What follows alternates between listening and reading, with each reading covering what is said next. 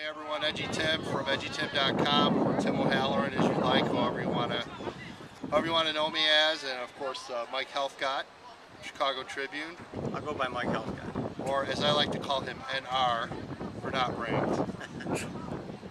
Nice rankings, by the way. Thanks. Is there a team that you didn't have to take out of your top 20 this week, or what? Week 2, certainly we're here at Montini and talk about an interesting matchup of really two teams that, traditional powers certainly, and what I find interesting is this is a game that you don't see every day. You don't see these two matching up, and Mike, I just find it an amazingly interesting matchup between these two. Montini does a great job every year of finding these teams that are, going up, playing bigger schools that are willing to play them. And the interesting thing about Lincoln Way East is they have 15 of their seniors are playing college football right now. They turn around and they really hand it to Carmel, who perhaps is a bit down, but that's a great, it's a traditionally strong program. I think Lincoln Way East, who knows how good they are at this point. Yeah, and I actually had a chance to see Lincoln Way East on Friday against Carmel. That was my game of the week, and what I kind of took away from that is that defensively, Lincoln Way East is as good as they've ever been. Adam O'Grady, outstanding linebacker, definitely a kid to watch. My concern is offensively for Lincoln Way East. Fiesel, quarterback. I tell you what, Mike, when this kid runs with the ball and he turns a corner, look out. He's a blur. He's an absolute blur. My concern was the passing game. Lincoln Way East offense did not have a great game against Carmel, despite, 31-6. But really, Carmel's defense saved them early on in that game. They held Carmel inside. They were inside the Lincoln Way East 20, held them to 3 points on 2 possessions there. That would completely change momentum and got at the Lincoln Way East side, and special teams always solid for East. But if I'm Montini and looking at some game film, I'm looking at Lincoln Way East and thinking, boy, they've got some work to do on offense. Yeah, well, I think the same could probably be said for Montini on defense, though. Palatine, Cam Cookso, Coach Tyler Donnelly told me he was about 35% of their game plan. Goes down on the 5th play of the game. They still put up 37 and really probably should have won that game. They had the ball at the 3rd and goal at the 1, up 34-29 late. They punched that in, the game's over. So Montini's defense, last we saw them 45 in the state final against some scrub running back. And I think a game like this, when you have a 7A school going against a 5A school.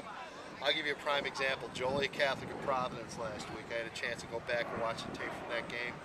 To me, the difference was Providence physically is a 7A team. Joliet Catholic physically is a 5A team. You can see that on both sides of the football. I don't think there was any question watching the first few series.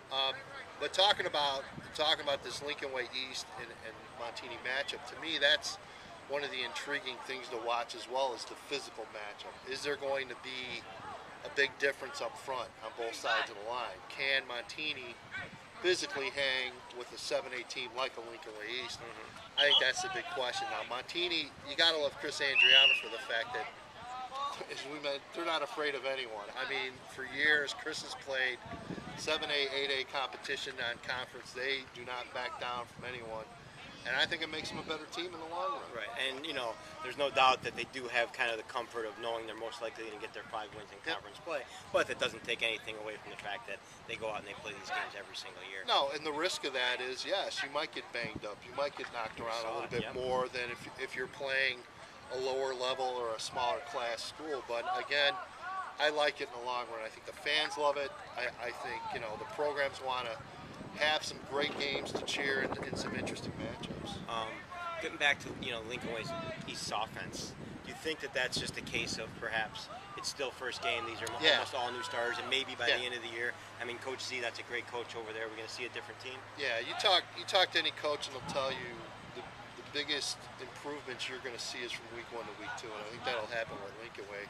All right, we're here with Alex Wills, quarterback from Montini Catholic, and Alex, just talk about that first game. The first game last week, playing for Montini, under center, terrific game, and nerves going in. A little nervous first couple series. A lot of nerves before the game. It's really one of the most nervous. When we first got to the school, I really wasn't that prepared. It was good for me. A lot of preparation. I know in the summer, all the 7-on-7 work and everything. I can imagine you probably felt about as comfortable as you could be going into a game. How many starts did you had in high school before that? 0. Yeah, my first start.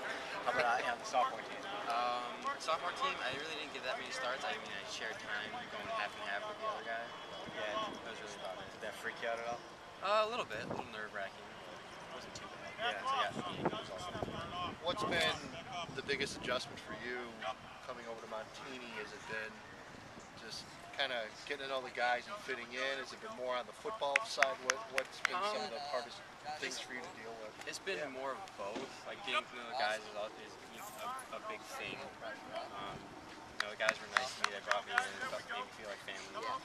Then the other side of that is the football side. It was a new system, new formations, new concept. Everything was new. But I thought I caught on pretty quick. How much, if you had to put it maybe a time frame, an hour frame, learning this offense, studying it, really getting a grasp, how long did it take you to really grab it and comprehend it? Or are you still even trying to learn? Well, the first couple of weeks of the camp were a little basic, so it was easier, and I got it in about a couple of days to a week. But then Coach Lou was putting new stuff in, new plays, new concepts, so it's still a learning process. How many plays in the playbook? You don't have to tell us all the plays, but how many plays roughly, if you had to put a number in the playbook that you can check, that Coach Lou can check off and make adjustments to? Is it endless? Or?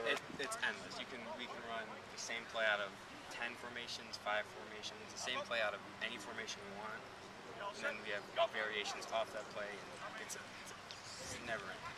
It's got to be nerve-wracking, but it's got to be a blast being a quarterback running a system like that. Oh yeah, it's so much fun. Are they able to simplify it with you with verbiage and stuff to make it, where it's kind of easier to understand? A little bit. I mean, they're still from last year. I know they won the state championship for their third year, so they're still hyped up. They want to go for a 4 beat. So everything's intense, and the